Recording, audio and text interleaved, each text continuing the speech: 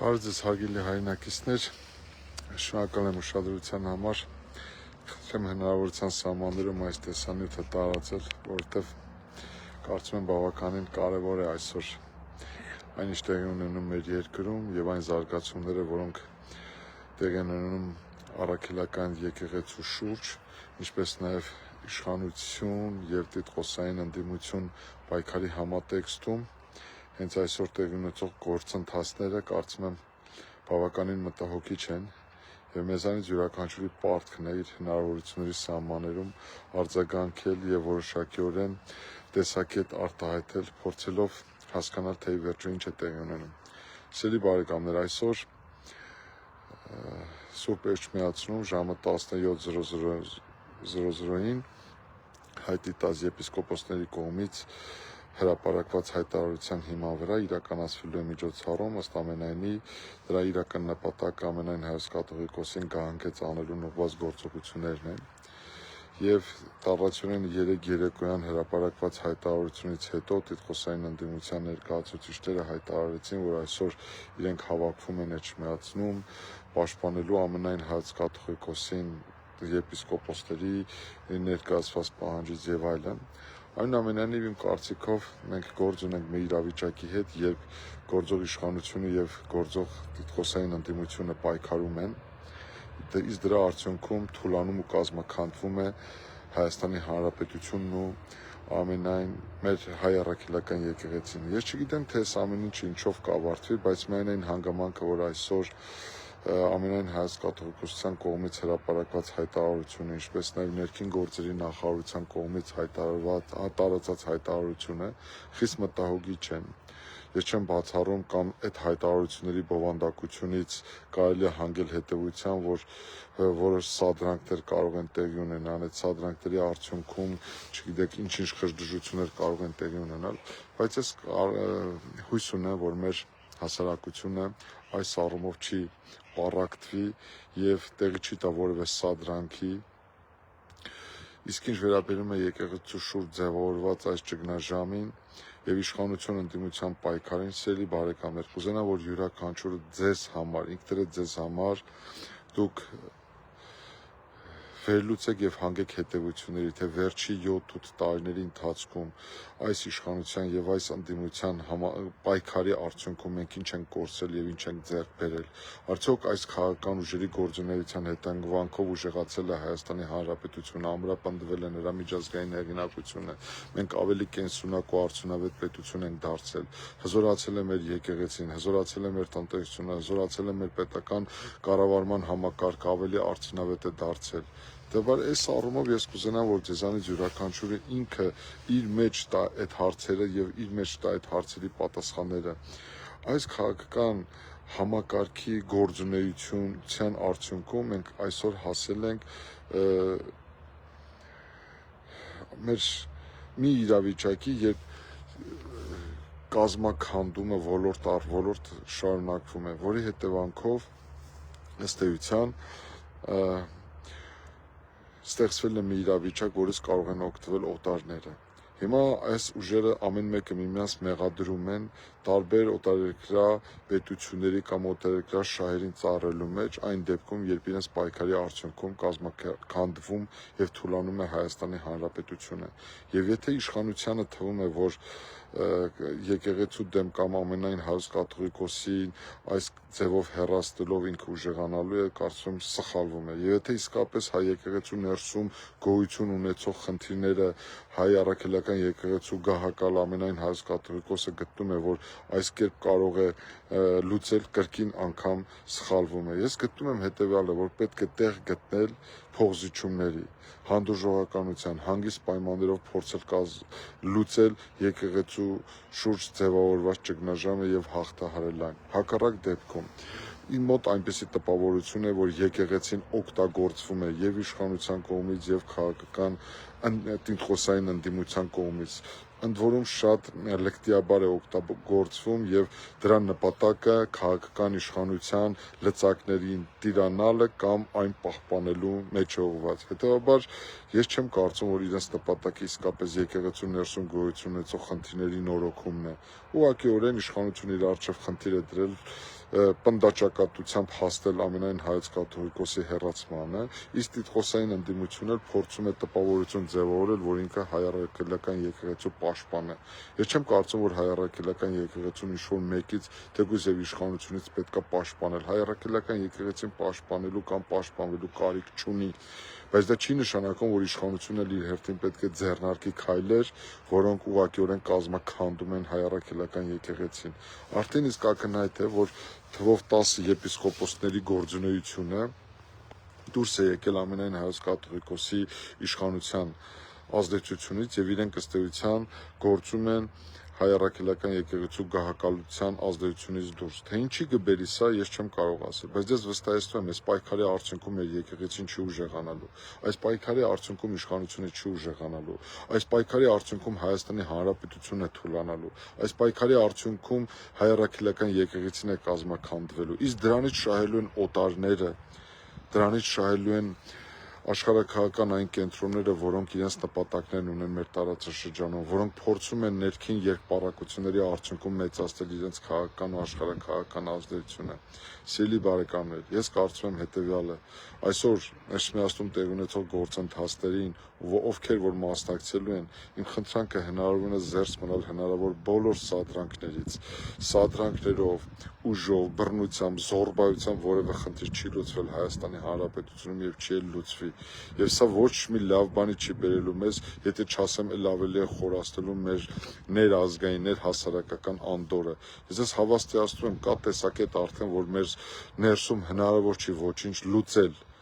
Մեր խնդիրների լուծումը որոշ մարդիկ ցավալիորեն պատկերացնում են դրսում։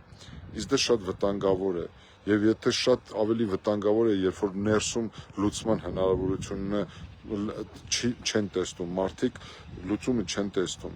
Իսկ այսպես ոչ մի խնդիր չի լուծելու, այսպես երկպառակելով, այսպես կազմաքանդելով, այսպես հասարակությունը բաժանելով տարբեր շերտերի, սորտերի,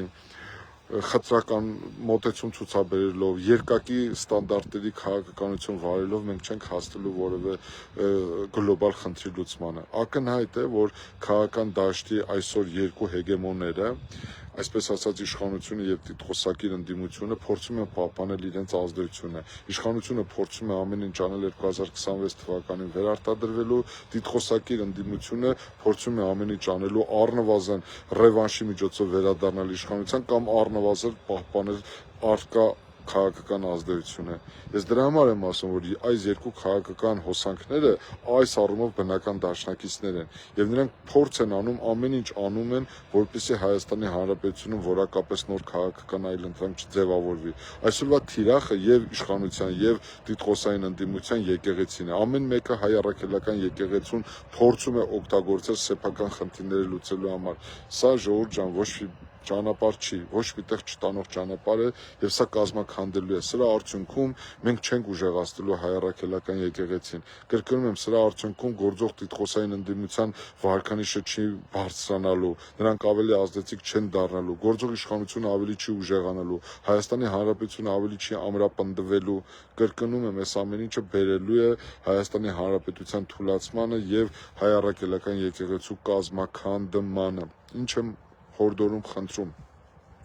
զերծ մնալ որևէ տեսակի սադրանքներից, զերծ մնալ որևէ տեսակի երկպառակություններից, տուրք չտալ Հայաստանի Հանրապետությունը թուլացնելուն, փոշիացնելուն, մեր ռեսուրսները մսխելուն, հայ-առաքելական եկեղեցին կազմաքանդելուն ուղղված քայլերին։ Ուղղակիորեն իշխանությունը ինքը պետք է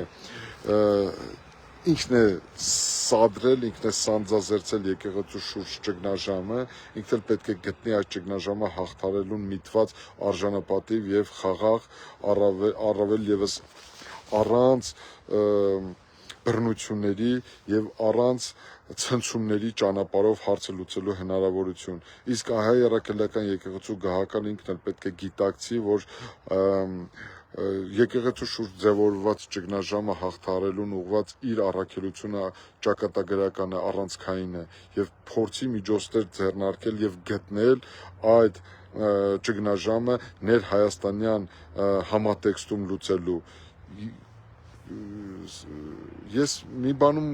վստահ եմ, սիրելի բարեկամներ, այս պայքարից ոչ ոք չի շահելու, այս պայքարից ոչ ոք հաղթած դուրս չի գալու, առավել ևս մեր ժողովուրդը, մեր հասարակությունը այս պայքարից, այս իշխանության եւ այս ընդդիմության պայքարից մեր ժողովուրդը, սիրելի բարեկամներ, չի շահել եւ չի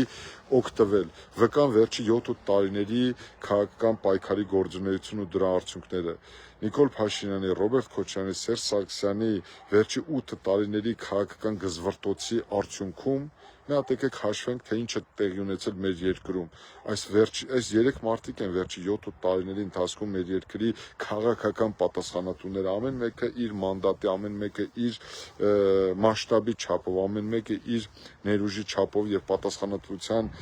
չափով, բայց այս քաղաքական ուժերի գործունեության եւ այս քաղաքական անհատների պայքարի հետևանքով նաև ինչու՞ չէ, մենք կորցրել ենք Արցախի հանրապետությունը, կորցրել ենք Հայաստանի տարածքների մի մասը, կորցրել ենք մեր անդորրն ու հանգիստը, կորցրել ենք վաղվա նկատմամբ մեր հավատը, կորցրել ենք ընդհանրապես արդյունավետ պետություն դառնալու տեսանելի հնարավորությունը։ Հիմա այս մարդկանց խնդիրն է ամեն ինչ անել վերարտադրվել կամ վերադառնալ իշխանության։ Սիրելի բարեկամներ, տուրք մի տվեք նման սադրանքներին։ Ցանկացած իշխանություն ավելի ժամանակավոր է, քան Հայաստանի Հանրապետությունն ու հայ առաքելական եկեղեցին։ Ես լավ բան չեմ տեսնում այս պայքարում, անկեղծ եմ ասում, ես սրտի ցավով եմ հետևում իշխանության եւ տիտղոսային ընդդիմության գզվռտոցին եւ տեսնում եմ, որ իրենք ամեն ինչ արել են, զավթել են քաղաքական դաշտը, թույլ չեն տալիս որակապես նոր քաղաքական այլընտրանքի ձևավորումը, իսկ այս բախումից Հայաստանի Հանրապետությունն ու հայ ժողովուրդը չեն շահելու։ Ես իմաստություն եւ խոհեմություն եմ ակնկալում այսօր Սուրբ Էջմիածնում հավաքվող մեր հասարակության տարբեր շերտերի ներկայացուցիչներից եւ ես հույս ունեմ, որ որևէ սադրանք տեղի չի ունենա, ես հույս ունեմ, որ շատ կարճ ժամանակահատվածում հնարավոր կլինի հաղթահարել մեր եկեղեցու շուրջ ձևավորված ճգնաժամը եւ մենք նորովի ուրեմն կունենանք հնարավորություն դիտարկելու մեր եկեղեցու գործունեությունը ու դերակատարությունը։ Լավ եղեք, սիրելի բարեկամներ, ես իմ պարտքս համարեցի իմ խոսքը հղել, մեկ անգամ եւս ուզում եմ հստակեցնել, իմ պատկերացմամբ այս ամենի արդյունքում մենք շահած դուրս չեն գալու եւ սա մեր բոլորի պարտությունն է, որ այսօր մեր եկեղեցու շուրջ նման ճգնաժամ է հասունացել, իսկ գործող իշխանությունն ու տիտղոսային ընդդիմությունը շարունակում են իրենց գզվռտոցը։ Սա Հայաստանի Հանրապետության պարտությունն է, սա հայ ժողովրդի պարտությունն է։ Նիկոլ Փաշինյանը, Ռոբերտ Քոչարյանը եւ Սերժ Սարգսյանը եւ իրենց արբանյակ ուժերը հաջողել են, կարողացել են հաղթել հայ ժողովրդին եւ Հայաստանի Հանրապետությանը ցավոք սրտի։ Եվ իսկապես մեր ժողովրդի համբերության բաժակն էլ ծակ է, մեր ժողովուրդը կարծես հիասթափված, անորոշության մեջ մատնված, ուղղակիորեն հայտնվել է դիտորդի կարգավիճակում։ Մեր ժողովրդին քաղաքական գործոնից, իշխանության